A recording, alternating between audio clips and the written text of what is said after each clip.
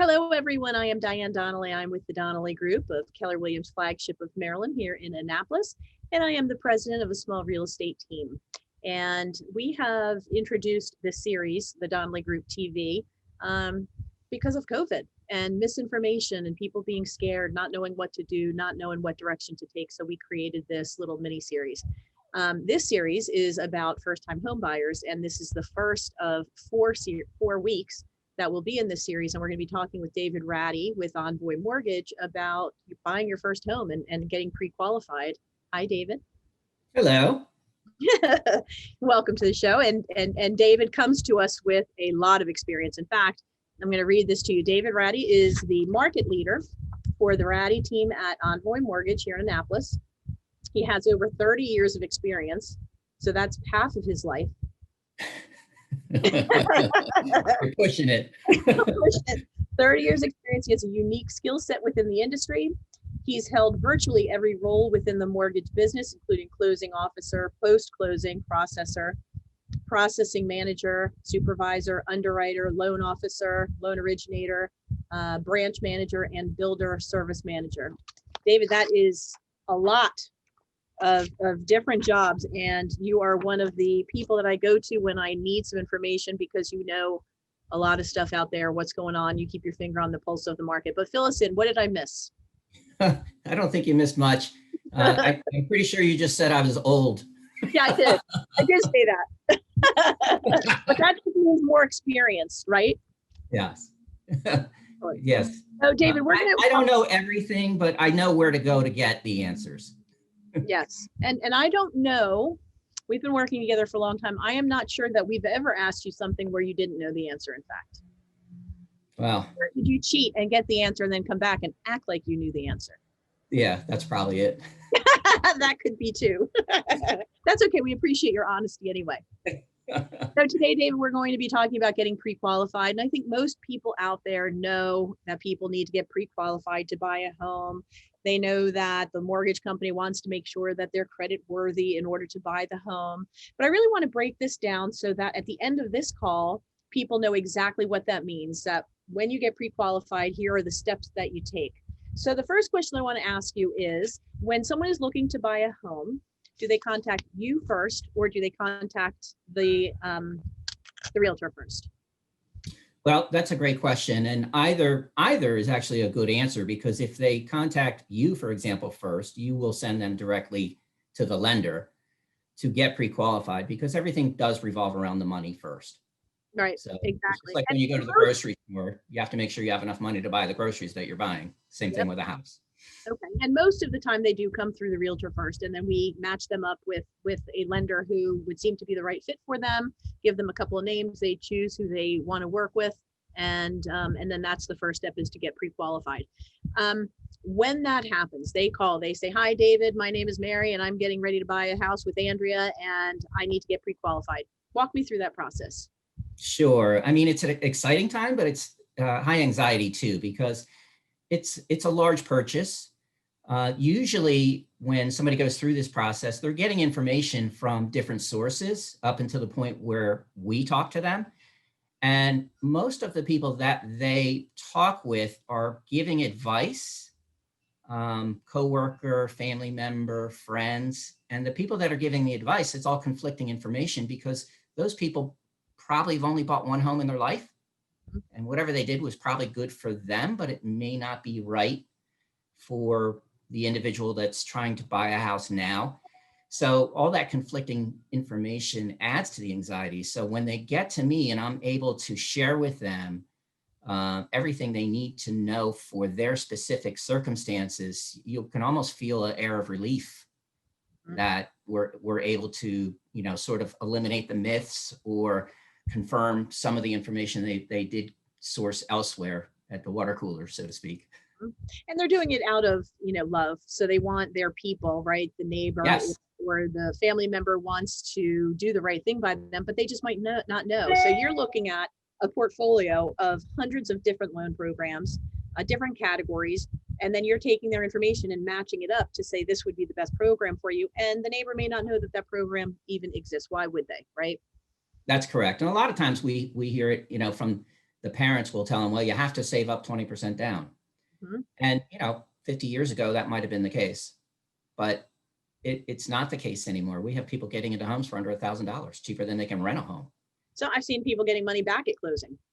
Yeah, it's amazing. I mean, there are so many options available, but here's the key part, I guess, is over hundreds of loan programs and options, but there's probably only 2 or 3 that apply to each individual person. And that's why it's critical to get pre-qualified so we can see what you're eligible for and then place in front of you the pros and cons for each of those maybe 3 options that best fit your needs. Okay.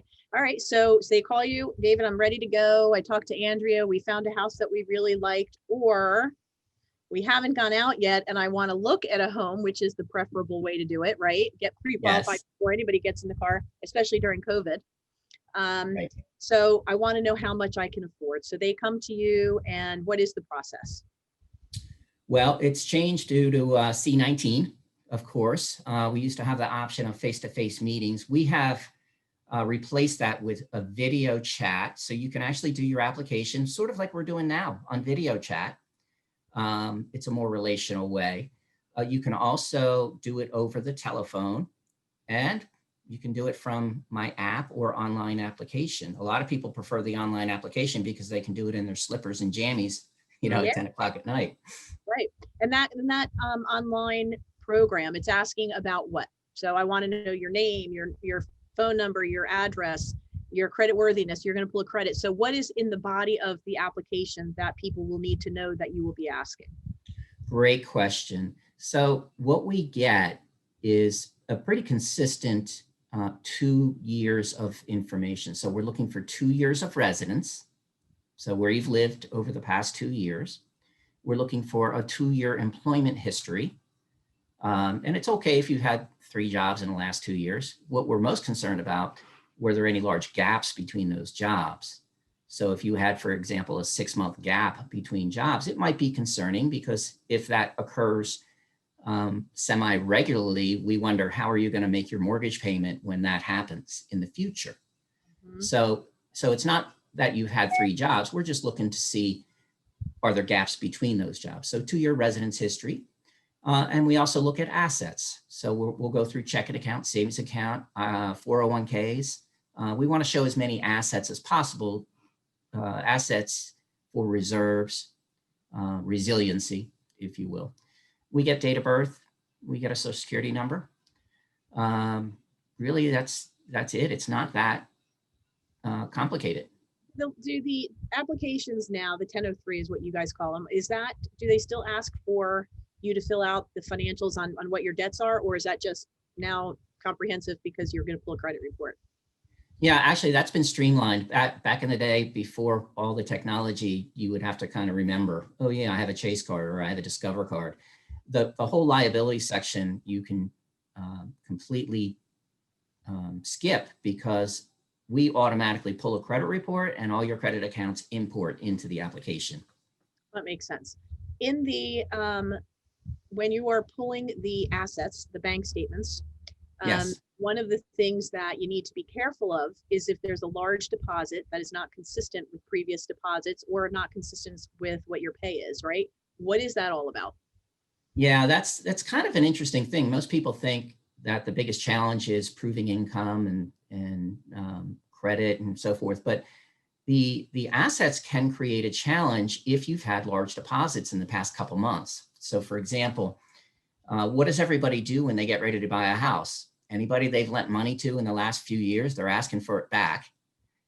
Anything they haven't used in the last 6 months, like maybe a second car, motorcycle, piano, they're putting on Facebook Marketplace and selling. So there's likely to be some deposits that aren't from direct deposit from your employer. The reason that becomes a question for a lender is that we have to prove that that deposit, let's say it's a $2,000 deposit from a piano you sold, we have to prove that that deposit isn't actually from borrowed funds, that you didn't borrow the money and there might be a monthly payment we don't know about. So it can get a little bit aggravating for the buyer that the lender gets nosy and wants to know, hey, you had a $2,000 deposit last month on your bank statement. Where did it come from? We need documentation to show where it came from so we can prove it's not a loan. Yeah, and I've experienced that where people get frustrated and they say, why are they asking all that? So if you were lending somebody $400,000, would you want to know what their assets were, if they have loans within the body of this paperwork? I would want to know that, Yes. So that's that they remain patient with that process. The other thing that we want to be careful of with assets is what about when somebody wants to borrow money because they want to buy a home? So they go out and they get a personal loan to put as a down payment, the 3% down payment, for example. What happens there? Well, unfortunately, for most loan programs, and there is no blanket answer, by the way, for all loan programs, but for most loan programs, you are not allowed to borrow money to borrow money. So to get an unsecured loan, like a credit card advance or a personal loan for $5,000 is not permitted to be used for your down payment. I think a lot of people will be surprised to hear that. Yeah. Yeah. And so now there are certain circumstances where it is permitted. So for example, if you're a veteran, it is permitted to do that. We just have to document it and we have to count that payment in our affordability tests. Mm-hmm. Okay. I also want to talk, when we get down to debt, I want to talk about in VA, how they're allowed to pay the debt down within the body of that mortgage. So remind me if I start to forget that. Sure. Circle back, even though you're a little older than me. Remember that, all right? You are. Okay, good. So they call, they get the application together, they fill out an application, they send it in to you, you take it and you're preparing your numbers. Tell me about that piece. Sure. What we will go through, there's our industry has become quite specific since 2008. So each of the loan programs have pages and pages of documentation requirements, eligibility requirements. So I go through all of those to make sure that the buyer meets the requirements of the programs that are available, and then look at which are the best options, the best terms for qualifying. So I'll put together cash and payment estimates for each of those programs and lay out the pros and the cons for each of those options. So it might be that one of them requires more cash up front, but has a lower payment over time. And that is preferable for somebody. And for somebody else, they would prefer less money up front with a little bit higher payment over time. So we'll go through each of those options to make sure we're meeting their needs and their desires for purchasing a loan. And you brought a good point that there are people that get paid in a myriad of ways, and some people get paid more at the end of a year, where they might want to take some money and put a bulk sum down on the principal, where a lower payment might be more ideal for that person. So maybe we won't get into buying down rates and all of that stuff, but the point of me bringing that up is each program, like you said, is specific. It's not just do an FHA, do a VA, or do a conventional. Let me understand how you're getting paid, what your assets are, what are your risk tolerances, right? Yes. And let's figure out what the program is, the best program is for you. Correct. And there's another thing we should probably, I don't know if it's on your list to talk about, but student loans. Mm-hmm. Seems to be a lot of questions about student loans for people that are looking to buy homes. The perfect time. Great. So student loans do present a challenge, and there's also different ways that we treat them as lenders. First of all, if you have student loans and there is no monthly payment, we do have to apportion or take into account that at some point a payment's going to be required. So typically a lender will count 1% of the balance as a payment. I hear a lot of people say, well, I got to pay off my student loans before I can buy a house. You don't have to do that. We will simply allocate 1% of the balance for a monthly payment for most loan programs, not all. So for example, again, if you're a veteran and those payments are deferred more than 12 months, we don't have to count a payment at all. Mm-hmm. But FHA changed on that, didn't it? What's that? Did the rules on FHA recently change on that to the 1%? FHA is 1%. Was that a couple of years ago. Oh, But there totally. are some unique twists in for student loans as well. For example, people have heard of maybe rural housing or USDA financing, which is not for farms, it's for townhomes, single family homes, just in more rural areas like southern Anne Arundel County, Carroll County. For that particular program, we will count 0.5% for the student loan. Also another one, conventional loans, you hear everybody say 1% for student loans. But what most people don't realize is that if we utilize, I don't want to get too far in the weeds here, there's two main suppliers of money for mortgage money for conventional loans, Fannie Mae and Freddie Mac. Most lenders will just go to Fannie Mae guidelines. Well, Freddie Mac only requires we use 0.5% for student loan repayment, not 1. So for student loans, and we're doing conventional, I always direct our buyer toward Freddie Mac because it's more favorable for the affordability tests or qualifying. Excellent. I didn't know that, the 0.5%. Yeah, I don't think most people know that. I worked with buyers, I might know that, but I only work with sellers. I don't need to know that part. But I do remember a lot of stuff from the day when I was selling to buyers. Yeah. It comes back. When you pull credit, what are the credit scores? What do they have to be these days? Great question. And that's varied since COVID-19 hit. When COVID-19 hit, unemployment spiked. And that caused lenders to pull back or get more conservative in their lending. So before COVID-19, the minimum credit score for FHA and VA, meaning veterans, was 580, pretty much universally. Some lenders had what we call overlays or more conservative requirements on top of that. When COVID hit, pretty much the industry went to 640, some went to 660 as a minimum score because of the uncertainties. Now, lenders have pulled back from that. Many are still at 640. We're at 620. We can actually go lower on, case by case, if it makes sense. Conventional financing is the 620 minimum, and that has not changed due to the pandemic. Okay. And let me back up for a second because we did not explain what FHA, VA, and conventional is. So when somebody comes to you and you're putting them in a bucket, the buckets will either be FHA, VA, or conventional. And then they have different loans associated with each of those programs where they could do an adjustable rate mortgage, a fixed rate mortgage, et cetera. So can we back up and just explain what those three components are, the FHA, VA, and conventional loans? Sure. An FHA loan is simply a home loan that's insured by the Federal Housing Administration. So in order to get that insurance from FHA, the FHA has qualifying requirements to get that insurance. So that insurance actually doesn't cover the buyer. It covers the lender. In the event of a default, the lender can file a claim for losses in that default. That enables the lender to lend with only 3.5% down on FHA because of that insurance. Otherwise, the lender would say you have to put 20% down. Can you be a second-time buyer and buy an FHA loan? Absolutely. An FHA loan? Yeah, you can use it over and over and over again. Buyer program only. I think that's a misconception of that loan. I think so too.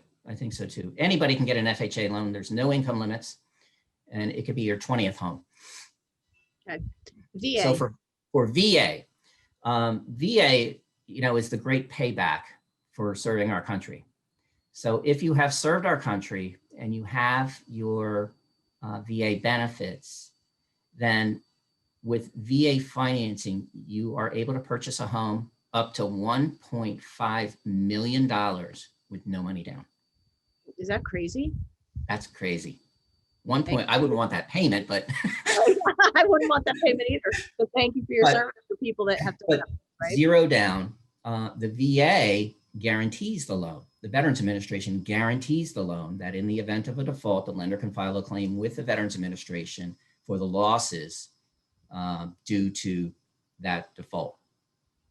Okay. The other one is conventional financing, and that's sometimes you hear that called Fannie Mae and Freddie Mac. Conventional financing, you can get with as little as 3% down. If you have less than 20% down, it does require what they call private mortgage insurance, which operates the same way as the VA guarantee and the FHA insurance. It's just private mortgage insurance. So it's through a commercial company. It wouldn't be like a State Farm or an Allstate. There are specific mortgage insurance companies that offer this type of insurance, and the lender secures that on behalf of the buyer. And when these folks come to you, they don't need to be armed with all of this information. They just need to come to somebody that's trusted. And let me talk about that for a minute from my perspective. And remember, I work strictly with sellers. I never work with buyers whatsoever. I get very nervous as an agent who represents sellers when somebody comes to me and the buyer has financing secured through an online loan mortgage company. Why? Because we have no relationship with them. They are simply going through a computer saying, okay, let me look at this. Usually there's no relationship with the buyer or the other agent. So there's no relationship, and there's no, what I like when I call David, hey, what's going on with this loan? How are they doing? And I know that David is going to have the best interest of this loan at heart because we give David business, right? This online portal may not get any business from this agent again or the other agent. They just go through and it's this big machine pumping out information. So the lack of relationship with anybody as a loan officer scares me, because oftentimes I don't know what we're going to get. I don't know if we're going to go to closing, but I do know that if I called one of the local lenders here that have a reputation to maintain with and among real estate agents, I know that we can trust that far more than I can trust an online company that nobody knows. So when there's an agent involved and they are giving you their preferred lenders, whoever that could be, you can choose anybody that you want. That's very important to know. A buyer can choose whoever they want. They're not stuck using the realtor's preferred lenders, but the reason that they do that is for that reason, that there's a trust component that you just may not have from online mortgage companies. Here is an example. This happened within the past 7 or 8 days. I had a loan letter, a pre-approval, not pre-qualification, a pre-approval letter that said it has been through underwriting, good to go. But we take it further and we call the lender and say, hey, how's it going? Are there any red flags? Are the ratios okay? Is, all of the things that they're allowed to answer, they answer the questions for us.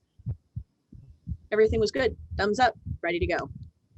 That was on a Friday. On Monday, they called and said, oh, bad news. I forgot to mention, I'm going to send over an addendum because they have to sell their house first.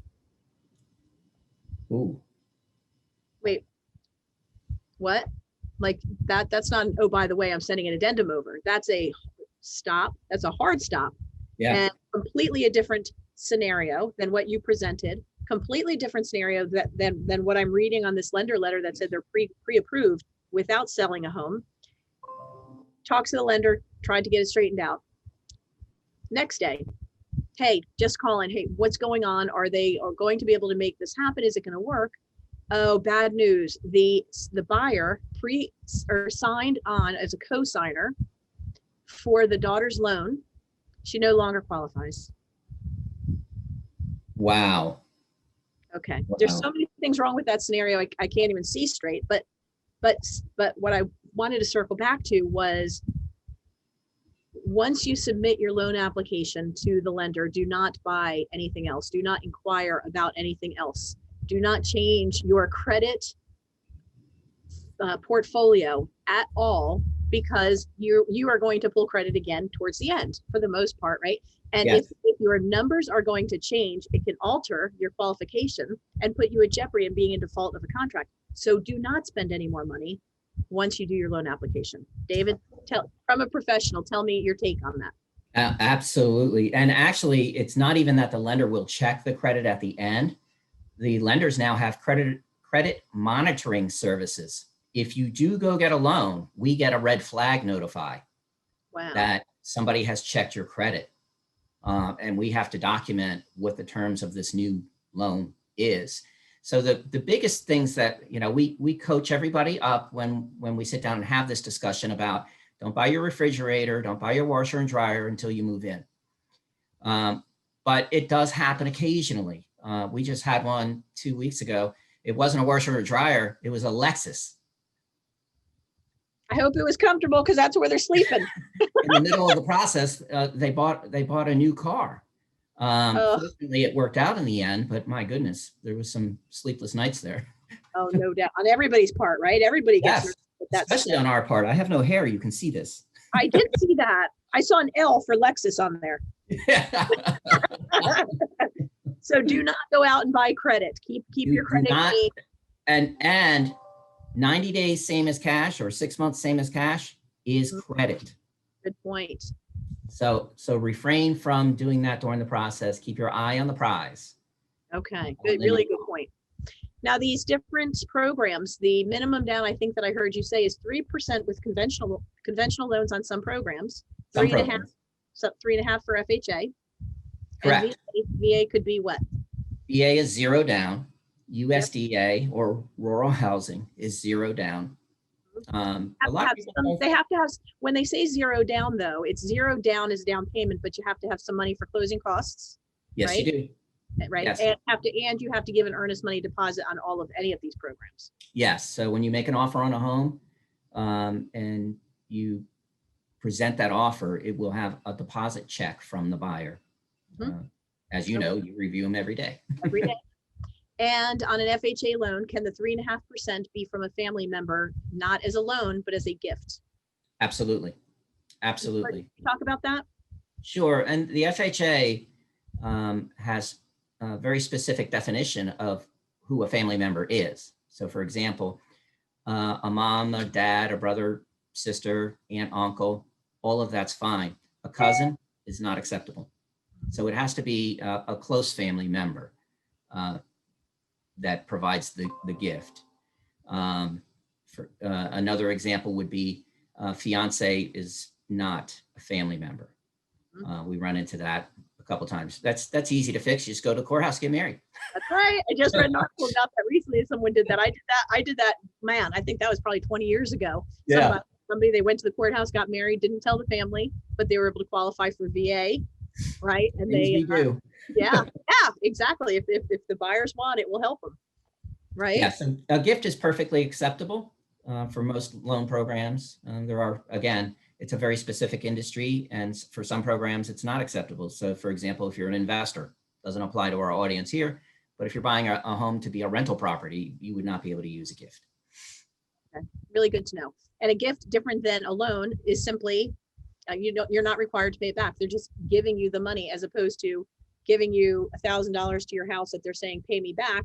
This is, you're going to sign something that says I don't have to pay this back. It's a gift, correct? That's correct. It's a one-page form letter that they would sign. We do have to document the transfer of funds from the giver to our buyer. We have to document that they actually did get the gift from the person that's giving the gift. In other words, we have to document that they didn't get a loan instead. Yeah, right. You have to verify. We do. Let's talk about ratios for a second. This can get into the weeds a little bit. I don't want to. I want it to be as surface as we can, but give somebody enough information to know what you're going to look for. So let's just say that ratios are 28-36. Can we do that? Is that still fair to do 28-36 ratio? Yeah, it is. Is that very conservative? That's very conservative. All right. Let's use a real number from today. What would you say if somebody says, without getting into every program across the board, you should be looking at 41? Well, typically, to keep it simple and safe, I typically say, and first of all, when we say ratio, let's define what that is. A ratio is the percentage of your monthly gross income, gross before taxes are taken out, percentage of your monthly gross income that applies to your new house payment. And then there's a second ratio, and that's percentage of income monthly that goes to your new house payment plus the rest of your debts. Minimum payment. Credit cards, car loans, so forth. We add that to the new house payment. So I typically will say, we'd like to see, and these are all guidelines. So that means they can vary, and sometimes quite a bit, depending on credit quality. So we'd like to see the house payment about 30% of your monthly gross income. And we like to see your house payment with all your other debts about 40% of your monthly gross income. And where I said it can vary, that 40%, if you have an FHA loan and good credit, that 40% could be 55%. Wow, 55. I've seen 51. Yeah, it's a guideline. Yeah. So it could be as high as 55%. But it just depends on your specific situation. And this is where, when you were talking earlier about having somebody to be your consultant, your advocate, as a local lender, and be able to talk with these things over with the buyer to help them understand what's available to them and what their options might be. Yeah. So we're using 30-40 ratios, 30 for the front. Yes. Okay. Okay. So let's give an example. So if you make $5,000 a month, that's $60,000 a year. Got a calculator right now Yes, I have a calculator. in your So head. 30%. So if you make $5,000 a month, we would like to see the house payment about $1,500, $1,500 a month. Okay. Give or take. If you don't have any other debts, maybe that house payment would be $2,000 a month. Okay. Because you don't have any other debts. If you have like 3 car payments and 2 boat loans, and maybe the house payment shouldn't be $1,500. So it's about sustainability. We want to make sure when you move into the home, you're staying in the home. Common sense lending. Yes. Yes. For a while that went away. It did go away for some years back in the 2000s. Yeah. Well, it was hard for a self-employed person, for myself, for example, to get a loan because we write everything off. Yeah. Right. We try to write everything off to keep our taxable income in check. Yes. And then all of a sudden you can't qualify, you make decent money and you pay your bills, but you can't get a loan because the loans they weren't making sense for a while because of the crash too. That made it much worse in 2008. It did. It did. And I think that we needed to get back to a little more realistic loans and lending, right? Yeah, we have. And, other than a couple little things due to the pandemic for self-employed people, there's a little bit more paperwork required due to the pandemic for self-employed, because the last financial reporting for a self-employed person was December of 2019. Well, that was 11 months ago. Yeah, right. So we have really no financial reporting for 11 months for a self-employed person. The pandemic hit in March, April. What if it impacted their business? So if you are self-employed, it's certainly readily available to get a home loan, but we are going to require business bank statements for the past couple months to show that there's still revenue coming into the company. Okay.